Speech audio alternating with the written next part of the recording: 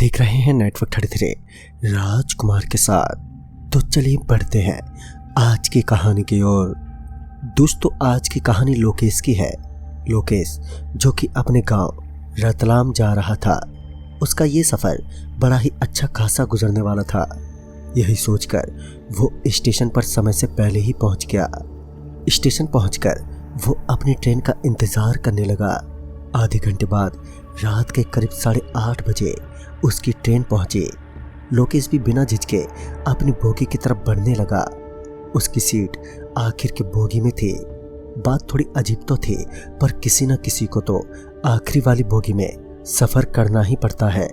वैसे भी सिर्फ 36 घंटे का ही तो सफ़र करना था लोकेश को, तो ऐसे में चिंता की क्या बात थी। लोकेश बड़े आराम से अपनी बोगी यानी कि आखिरी वाली बोगी में अपनी सीट पर सेटल हो गया। रात का वक्त था, तो वैसे भी उस बोगी में अंधेरा पसरा हुआ था। लोकेश को इस बात का जरा सा भी अंदाजा नहीं था कि यहाँ उसके साथ कुछ भी गलत हो सकता है, लेकिन मन में थोड़ा बहुत डर तो रहता ही है, क्योंकि तूफान समय बताकर नहीं आते। लोकेश जब उस बोगी में चढ़ा था, तब पहले से कुछ गिने चुने लोग उसमें बैठे हुए थे। उन्हें देखकर ऐसा ही लग रहा था जैसे कि वो अपने स्टेशन पर उतरने को तैयार हो। लोकेश को भी एक लंबा सफर तय करना था और ट्रेन भी अब स्टेशन से निकल चुकी थी। इसी वजह से लोकेश भी अपने साथ लाया खाना खाकर आराम से अपनी विंडो वाली सीट पर चुपचाप लेट गया। कुछ घंटों बाद लोकेश अपनी गहरी नींद में था। वो आराम से सोया हुआ था, लेकिन तभी ऊपर वाली सीट पर जोरों से हलचल होनी शुरू हो गई। वो हलचल की आवाज़ इतनी तेज थी कि लोकेश की नींद एकदम ही टूट गई। लोकेश जब उठा तो उसने कुछ ऐसा भी महसूस नहीं किया जो उसने अपनी नींद में किया था, क्योंकि अब ना तो कोई हलचल दिख रही थी और ना ही कुछ और। लेकिन जब इस बार लोकेश ने अपने चारों ओर का नज़ारा देखा तो वो दंग रह गया, क्योंकि अब वो बोगी पूरी की पूरी खाली पड़ी थी, बिल्कुल सुनसान, जो लोकेश के घबराहट को और बढ़ा रही थी। लोकेश को नींद काफ़ी गहरी लगी हुई थी और उसने भी इसे नज़रअंदाज करते हुए वापस अपने सीट पर लेट गया। उसे अभी हल्की नींद आ ही थी कि तभी उसका नींद में ही दम घुटना शुरू हो गया। वो नींद में ही बुरी तरह से तड़पने लगा।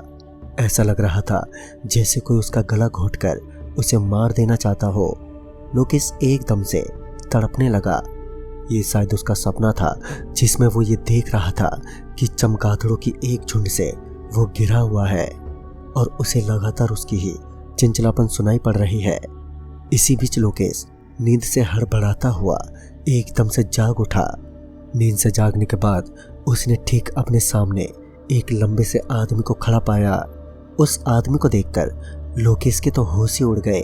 वो आदमी एक टक से लोकेश को घूरे ही जा रहा था।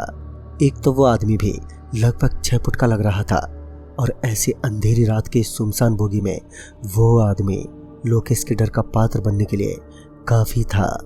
तभी उस आदमी ने लोकेश को उस सीट से उठने का इशारा किया।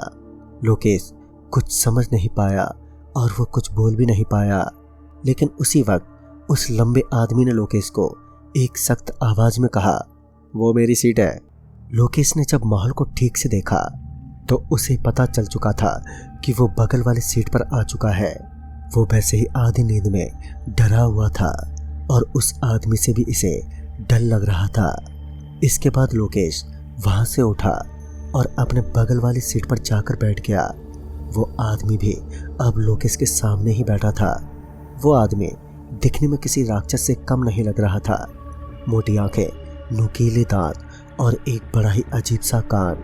सबसे ज्यादा लोकेश को हैरानी उस आदमी के कान देखकर हुई। उस आदमी का कान किसी चमगादड़ की तरह टेढ़ा मेढ़ा और लटका हुआ था। ये सब देखकर लोकेश और भी ज्यादा डरने लगा, लेकिन वो चुपचाप खिड़की से सर सटाए बैठा रहा। अब वो चाहकर भी सोना नहीं चाहता था, क्योंकि उसे ऐसा लग रहा था कि अगर वो सो गया तो शायद ही लंबा शख्स उसे हमेशा के लिए सुला देगा।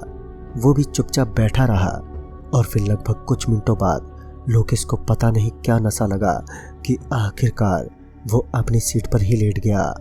वो गहरी नींद में था, लेकिन जब उसकी इस बार आंख खुली तो सुबह के लगभग 7 बज चुके थे। वो अपनी नींद से जागा और सबसे पहले उसे कल रात वाली बात का ख्याल आया। उसे तुरंत उस लंबे और चमगादड़ जैसे दिखने वाले शख्स की याद आ गई। वो अपनी सीट से उठा और इधर उधर देखने लगा। वो काफी इधर उधर देख चुका था, पर कहीं भी उसे वो लंबा शख्स दिखाई नहीं दिया। ये मामला था तो बड़ा अजीब, लेकिन फिर उसे ऐसा लगा जैसे शायद उसका स्टेशन आ गया होगा, तो वो अपने स्थान पर उतर गया होगा। खैर, इसके बाद लोकेश फिर से खुल के अपने सफर का आनंद लेने लगा। दोपहर के 2 बजे के आसपास कुछ लोग भी उस बोगी में चढ़े थे।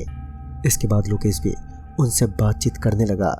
कुछ ही समय में टीटी का आगमन हुआ। वो टिकट चेक कर रहा था और लोकेश ने अपना टिकट दिखाया। फिर उसके बाद उसने एक बार टीटी से कल रात वाली घटना के बारे में पूछ ही लिया, लेकिन लोकेश जैसा सोच रहा था वैसा बिल्कुल नहीं था। वो टीटी पहले तो बड़ी हैरानी से लोकेश की तरफ देख रहा था, और अब सिर्फ वो टीटी ही नहीं बल्कि बोगी में मौजूद सारे ही लोग लोकेश की तरफ बड़ी हैरानी से घूरने लगे। लोकेश इसका मतलब नहीं समझ पाया, तो उसने दोबारा इसी बारे में पूछा, तो टीटी ने उसे बस इतना ही कहा, कोई यात्री था जो सफ़र कर चुका है, अब उसके बारे में बात करके सिर्फ नुकसान ही हो सकता है। बस अगर अब से दोबारा वो दिखे तो अपनी शक्ल छुपा लेना। टीटी की कही बात बिल्कुल भी लोकेश के समझ में नहीं आई। इसके बाद लोकेश बिना किसी से कुछ बोले अपनी सीट पर बैठ गया।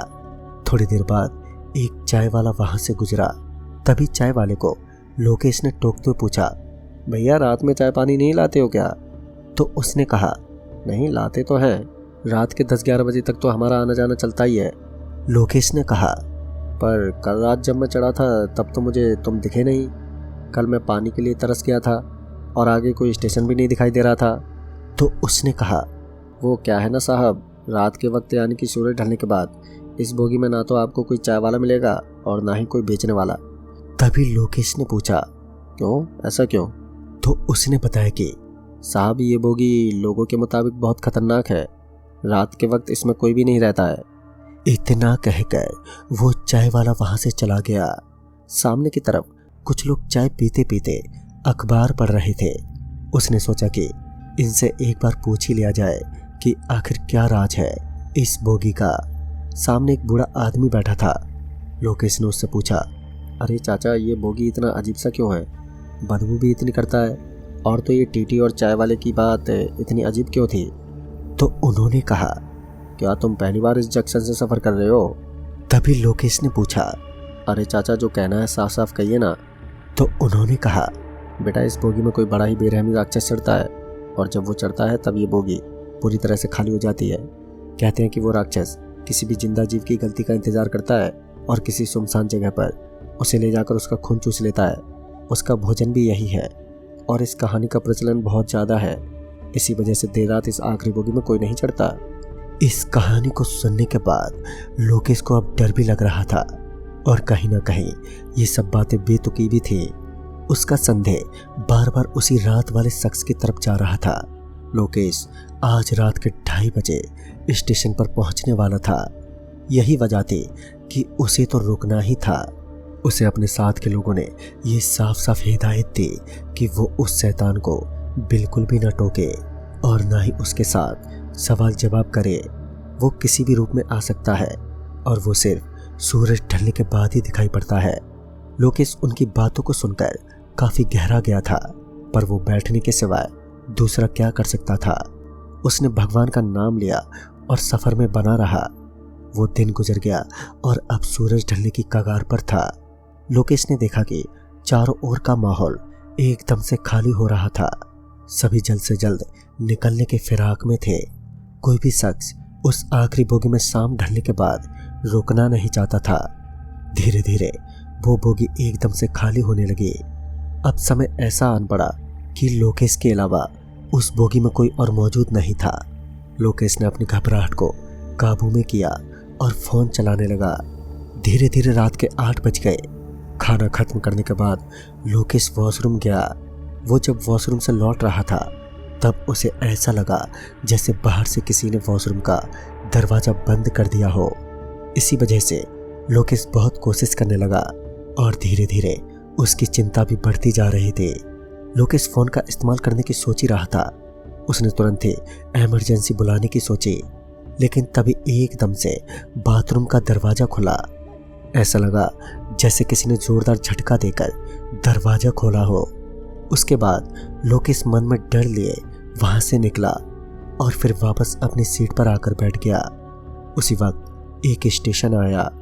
लोकेश ने जब खिड़की के बाहर से स्टेशन का नज़ारा देखा तो वो दंग रह गया। लोकेश ने देखा कि उस स्टेशन पर वही लंबा चमगादड़ की तरह दिखने वाला शख्स खड़ा हुआ है, जिसे बीती रात लोकेश ने बोगी के अंदर देखा था। लोकेश उसे देखकर एक बार फिर अंदर से सहम चुका था, लेकिन कुछ ही मिनटों बाद ट्रेन अब उस स्टेशन से गुजर चुकी थी और उस वक्त रात के लगभग 9 बज रहे थे। कुछ ही मिनटों बाद उस बोगी में किसी के कदमों की आवाज़ सुनाई पड़ी। ऐसा लग रहा था जैसे पीछे से कोई चलकर आ रहा हो। लोकेश, जो कि अब सोने की सोच रहा था, उसकी इस आवाज़ के कारण जैसे नींदें उड़ गई। वो बहुत ही ज़्यादा परेशान हो गया और कुछ देर बाद वो कदमों की आवाज़ लोकेश की सीट के पास आकर थमी। लोकेश ने ना तो उसे टोका और ना ही अपने डर को दिखाया। बस वो इसी तरह खिड़की के बाहर देखता रहा। लोकेश के लिए सबसे हैरान की बात तो ये थी कि जिस शख्स को उसने थोड़ी देर पहले स्टेशन पर खड़ा देखा था, वो इतनी जल्दी कैसे चलती ट्रेन में चढ़ सकता है। सामने की सीट से एक कटकटाने की आवाज़ आई। उस आवाज़ को सुनकर लोकेश और भी ज़्यादा सहम गया। वो शैतान अपनी तिरछी आंखों से बस उसे ही घूर रहा था। सामने से वो शैतान लगातार कुछ ना कुछ लोकेश को बोले जा रहा था, पर लोकेश कोई जवाब नहीं दे रहा था। लेकिन उसी वक्त लोकेश को उस शैतान ने कहा, तुझे मौत पसंद है या जिंदगी? इस पर लोकेश का अपने जवाब पर काबू ना रह सका और उसके मुंह से जिंदगी निकल गई। लेकिन अब उसकी जिंदगी खतरे में पड़ने वाली थी। इसके बाद अचानक से वो शैतान जोरों से हंसने लगा। उसकी हंसी की आवाज़ इतनी भयानक थी कि सुनकर किसी की भी रूह कांप जाए। इसके बाद अचानक से वो वहां से गायब हो गया। अब लोकेश की मुश्किलें लगातार बढ़ रही थी। लोकेश बहुत ही ज़्यादा डर गया, पर उसी वक्त लोकेश ने उसी शख्स को खिड़की पर लटकता पाया। इतनी तेज रफ्तार वाली ट्रेन में वो राक्षस बोगी की विंडो सीट के बाहर से कैसे लटक सकता है? लेकिन 5 सेकंड के बाद ही वो शख्स एक बार फिर गायब हो गया। अब तो लोकेश उससे थर-थर कांप रहा था। उसी वक्त ट्रेन की लाइट अपने आप ही बुझ गई और पूरी बोगी अंधेरे में तब्दील हो गई। इसी कारण अब लोकेश का डर और भी ज़्यादा गहरा हो गया। लोकेश सीट के पीछे छुप गया और वो राक्षस लगातार लोकेश को ढूंढता रहा। उसकी आवाज़ तो ऐसी थी जैसे अगर लोकेश उसे नजर आता तब वो लोकेश के 2 टुकड़े कर देता। लोकेश सीट के पीछे उसी तरह छुपा रहा, लेकिन तभी उस शैतान की नज़र लोकेश के जूतों पर पड़ गई। वो अब धीरे धीरे लोकेश के और भी करीब आने लगा। लोकेश एक झटके से अपनी सीट से बाहर निकला। लोकेश अब दरवाजे की तरफ भागने लगा। खुशकिस्मती से कुछ ही मिनटों में कोई स्टेशन आने वाला था।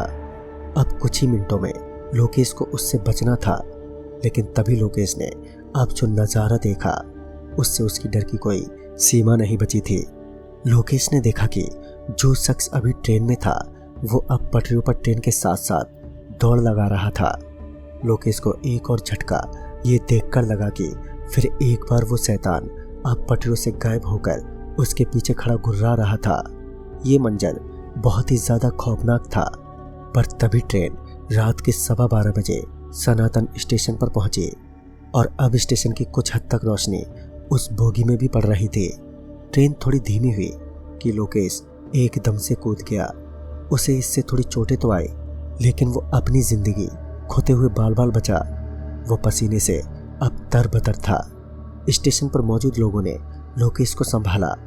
आज भी लोकेश उस घटना को भूल नहीं पाया है और शायद आगे भी कभी भूल नहीं पाएगा। तो दोस्तों, इस कहानी में बस इतना ही। तब तक के लिए बाय एंड टेक केयर।